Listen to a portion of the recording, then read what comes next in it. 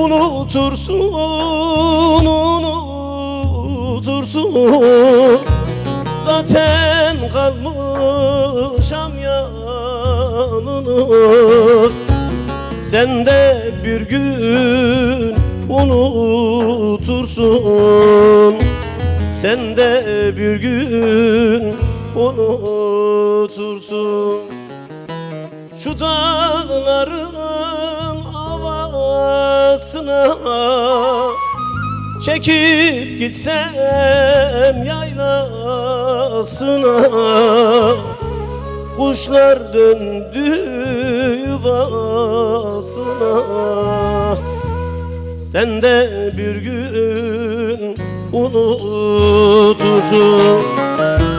Şu dağların havasına çekip gitsem yaylasına, kuşlar döndü yuvasına.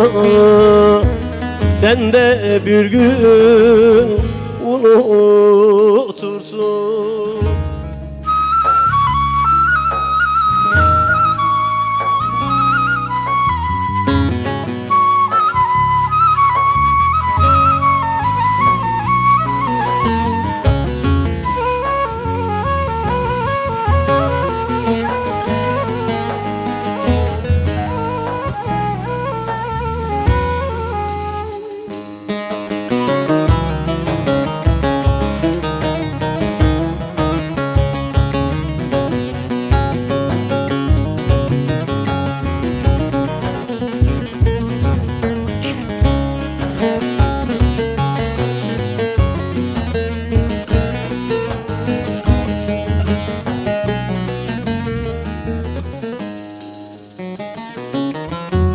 Yollar uzun uzar gider, yollar uzun uzar gider.